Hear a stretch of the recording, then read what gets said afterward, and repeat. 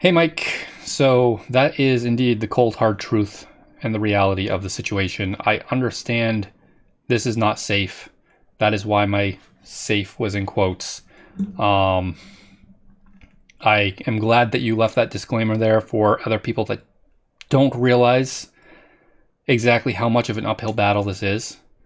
Um, I do, however, think a bit differently, and I think it can be viable. That's what I'm going to say. I think it can be viable, and I may be naive in that. I really hope I'm not. If I am, please continue to drop the shells of reality on me. But here's my situation and why I think I'm lining up to be viable, even though it will never be safe.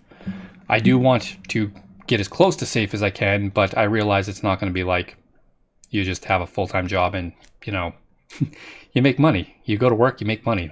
That's magic. So, I think that most indies, and I'm using this in quotes because indies is a very wide spread, broad word. It means so many things to many different people. It could be a solo developer working on their own games, doing everything for their own game. It could be a small company with actual resources, but a small team. They're still considering themselves indie sometimes. Or it could be somebody doing their passion project. They don't really care whether that project succeeds or fails financially. That's not the point for them. They're just working on the project they have dreamed of working on. And that seems to be the disclaimer that you were saying, or the two reasons to go indie in your mind was basically the you have this project that you're working on and you just need to do it full time for your own creative outlet, and that's your passion project. Like that's what's happening. And or you're burnt out from work and you want to do your creative project that way. And that's great. There's nothing wrong with somebody that wants to work on their passion project and even try selling it. But I don't know if that counts towards what I'm asking.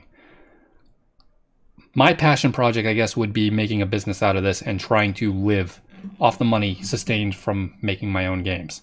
I realize the first game's not going to make lots of money. Like, the chances of that are significantly low. The chances of the second game doing the same are also significantly low, perhaps even third, fourth, and fifth. At some point, though, there should be enough traction as you keep going around in this cycle that you should have enough, if you're smart enough and you have enough of an audience and you're actually hitting that audience, you should be able to sustain yourself. I'm not talking about going to buy fancy cars and mansions for houses. I don't even care about any of that stuff. To me, all I need is the money to sustain myself for the next project and a little bit extra for later in life when, you need to retire because you can't see and type on the keyboard. So I don't know if that changes the opinion at all. I don't know if I'm being completely naive in thinking that it is possible. It's got to be possible. And I understand it's going to be risky, but I'm just trying to find,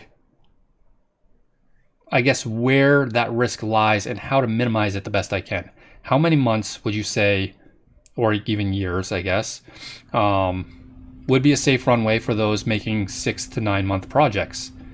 How many of those projects would be a kind of safe number to minimize that risk? That's where I'm going. I'm looking at this as a way to make my living from, not a way to make one game and make a living from that one game.